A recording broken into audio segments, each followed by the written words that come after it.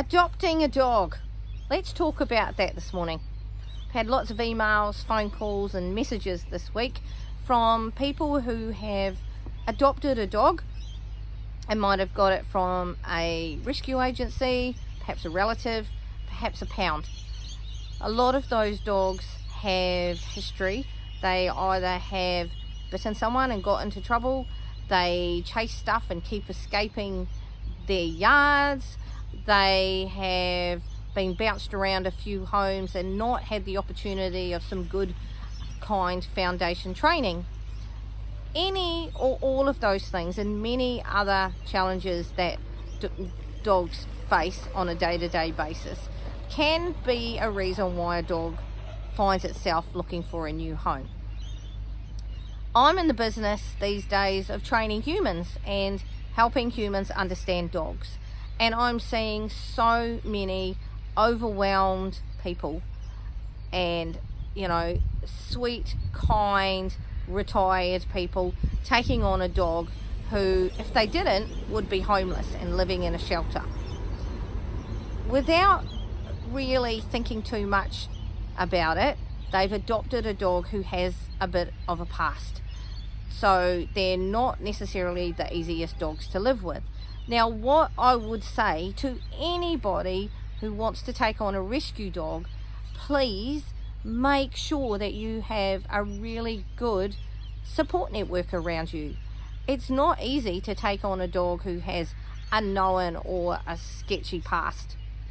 Make sure that you've got someone you can bounce ideas around if some of the behaviors that the dog's presenting are challenging.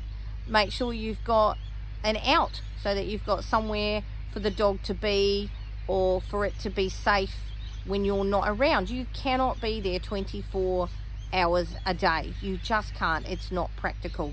I know that when you're looking at the dog and deciding to take it on, you might think that that's going to be achievable, but there are times in everybody's life when you need to be away from that dog, and that dog needs to know that it's safe, its person will come back and everything will be fine. You need to set yourself up so that you're not going to end up overwhelmed or have too many dogs and looking for another home yourself. It needs to be something that you take on and you're actually kind to yourself as well. So some of the things that need to happen are, you need to look at the dog, the breed mix that are in the dog, and work out what its breed characteristics are likely to be. Is it a dog who's really quite territorial? Have you adopted yourself a guard dog potentially when all you really wanted was a low drive companion just to sit next to you on the couch during the day? What other traits does this dog have? Is it a high driven, fast moving, car chasing working breed?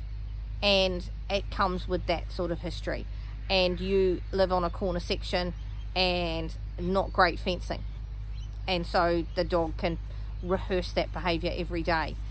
Please think really carefully about the breed or the breed mix that's in that dog before you adopt it, and what its characteristics are likely to be before we even add in the other issues that the dog may or may not be presenting. Make sure that you've got appropriate fencing for this dog, that it's the right height and it's really secure. If you're adopting a small fine breed like a Tenterfield Terrier, a Jack Russell, they can get through a teeny tiny gap if they really want to, and some of these dogs really want to, so they can escape, they can be running down the street and they're gone. Make sure that you've updated their microchip details, so if something does happen, that people can get in touch with you. There are lots of dogs who go missing for one reason or another, and their microchip detail gets them back home safely. And the last point that I want to make is be kind to yourself.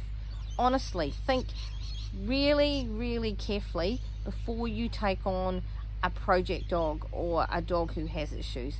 You need to have the time, the patience, and access to some expertise that you can afford and a person that you can work with. If you can do all of those things, you have the energy, the patience, and the commitment, then that's fantastic. Go for your life. But please make sure you do it making an informed decision. Okay, we're going to go and do some training now. Looks like it's going to start raining again, so I've probably got 10 minutes to do something before the rains come again. Okay, stay warm, stay dry, and happy training, guys.